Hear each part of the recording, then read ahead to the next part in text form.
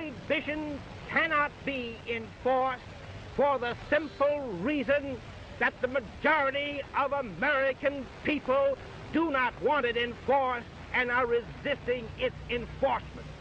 That being so, the orderly thing to do under our form of government is to abolish a law which cannot be enforced, a law which the people of the country do not want enforced. We do not feel that private use or private possession in one's own home should have the stigma of criminalization. That the first laws in Europe and also here in the Americas was that you had to grow hemp. 1913 to 1917, individual cities in Texas caught that reefer madness notion. Insane reports. I mean, just totally racist reports. They weren't issuing any of the licenses, they weren't issuing the permits. He challenged that wasn't really a tax at all, that in fact it was a prohibition, and the prohibition is unconstitutional. He won the court case and forced the federal government to provide him with marijuana. Can you imagine getting on an airplane with 5 tins of marijuana? So that patients had a safe access. They didn't have to buy on the streets from drug dealers, whoever that might be. I knew that the government had no right to demand blindness out of their citizens. We're still living in prohibitionary times today. Today it's drug prohibition. Why did they have to pass a constitutional amendment to make alcohol a prohibition? Because the federal government does not have the authority under the Constitution to prohibit anything.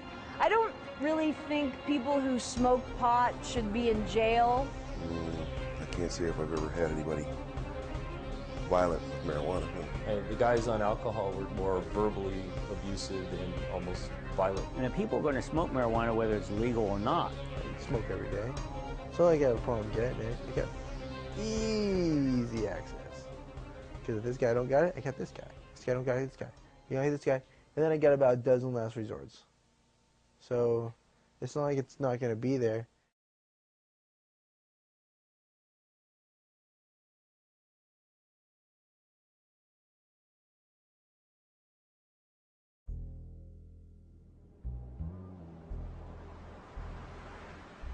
Well, the first laws regarding cannabis are very easy to identify because cannabis had such a key role in society. Every Navy had to have hemp for its rigging. For centuries prior to about 1850, all the ships that sailed the western seas were rigged with hempen rope and sails. Essentially what was going on was America needed hemp, and the colonies really needed a whole lot of hemp for their own use. That the first laws in Europe and also here in the Americas was that you had to grow hemp. Various kings and queens were constantly telling everybody, grow hemp, we really need this. And in fact, we'll fine you if you don't grow a whole lot. And in the words of Thomas Jefferson, hemp is a first necessity for the commerce and marine and therefore to the wealth and protection of the country.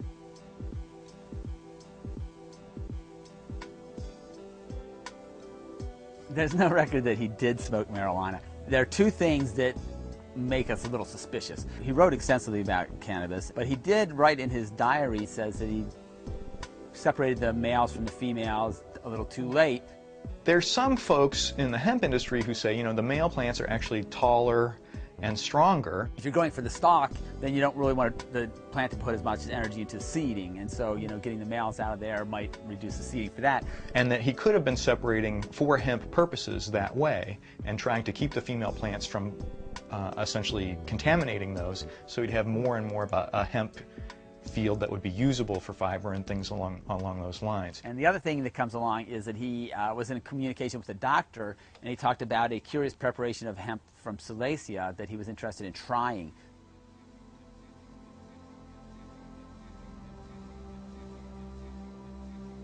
Medical use tends to get attributed to this Chinese Emperor Shennong in 2737 BC.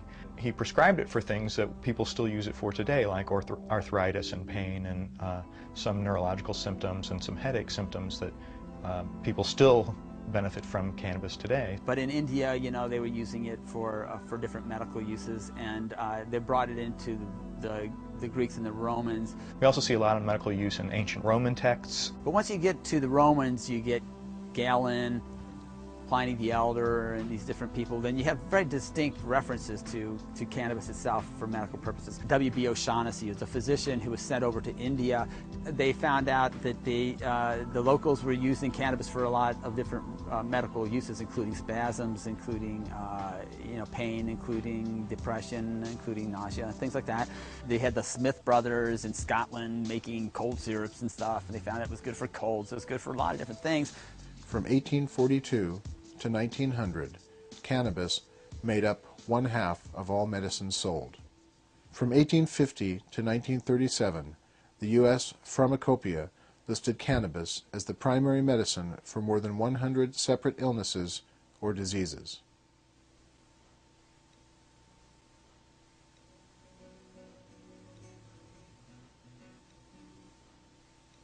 There were a series of things that eventually laid the groundwork for the Marijuana Tax Act of 1937.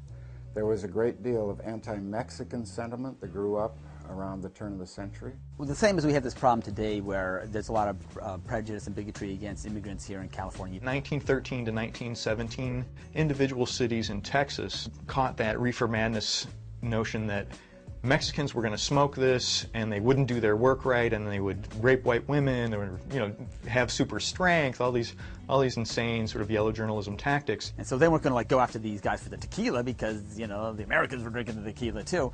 Basically they wanted to blame it on something else, and so the thing that distinguished them was that the Mexicans were also smoking marijuana. And so they created this myth of the Mexican who would smoke marijuana and then start shooting up the town. Insane reports, I mean just totally racist reports, and all of these were associated with marijuana use by these terrible Mexicans. One of the most famous cases of that is this guy Victor Licata, who apparently got high and then took an axe to his family. Here is a most tragic case. Yes, I remember. Just a young boy. Under the influence of the drug, he killed his entire family with an axe. He was a schizophrenic kid who had been put in insane asylum for many years because he was trying to attack his family, and they let him out once and he killed his whole family. What they left out is this guy had a psychotic disorder, he had schizophrenic breaks before, he had been really aggressive before. None of those things had been linked to cannabis.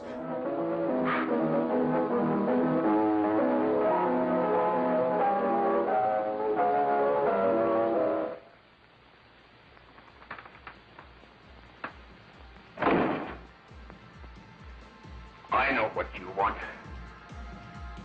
You want to kill me. Harry Anslinger, who was the first drug czar, he was the head of the Federal Bureau of Narcotics, basically had been involved in alcohol prohibition. Just after the 21st Amendment had been passed, which did away with alcohol prohibition, we fairly soon went into marijuana prohibition because we had this arsenal of people that wanted to prohibit something. They'd lost alcohol, so they went into marijuana. He had heard about some of these cannabis laws down in Texas. The southwestern sheriffs especially sent him many documents, police documents, stating that this Mexican or that Mexican had been caught with a knife and he was causing problems in a bar, or he'd stabbed somebody, or he'd killed somebody, or he'd gone berserk at the border and just kept coming across the border no matter how many times they fired at him. And went down, started planting stories in various newspapers down there, including the Hearst newspapers. The thing you got to know about Harry Anslinger is he was a frustrated fiction writer. You know, he wanted to write melodramas. Well, he was not successful in that career as a fiction writer, but he was a successful fiction writer pretending to tell the truth as a government bureaucrat writing about the dangers of marijuana, making stuff up, putting it in. And one of the best examples of that is Marijuana, the Assassin of Youth, which he wrote, which tells the story of a girl who jumps out of a window and commits suicide under the influence of marijuana. Well, he made it up. There was no such girl. Hearst owned newspapers and a whole lot of wooded land that he would, use the wood to make the paper, to print the newspapers on. It was a way of maximizing his profits. The Department of Agriculture was looking at potential markets for hemp, and they said, well, basically you get 4 times as much product per acre on a sustainable basis out of hemp than you do out of forest land. If hemp had suddenly caught on as a source of paper, which it certainly has the potential to do, he would have owned all this woodland that would have been of less utility to him, and he would have been sunk. DuPont had developed this process for turning the wood into paper, which is not a particularly ecologically friendly one. It uses a lot of acids. It's kind of hard on the environment. And he also would have wanted to keep hemp from becoming a major source of paper in the United States because he would have lost money in this same process. In order to really understand what happens there, you have to look at the DuPont corporate report for 1935 and the report for 1937. The report for 1935 says that they're in serious financial trouble, that they needed new markets, they needed new products. Then if you look at 1937, you see that they're much more upbeat. They think that they're going to be making progress. In fact, they say that in order to, that they predict that there will be a series of legal changes that will force social and economic shifts in America. The revenue-raising power of the government may be converted into an instrument for forcing acceptance of sudden new ideas of industrial and social reorganization. That's the same year that they passed the Marijuana Tax Act. And throughout the entire chemical industry, no name more honored than DuPont. Who is DuPont? DuPont, that same year, came up with a patent for a nylon, a long synthetic fiber, direct competition against a long natural fiber, which is hemp. And so they created a whole market for themselves by doing that. Contributor of many products that make life more secure, more beautiful, more livable.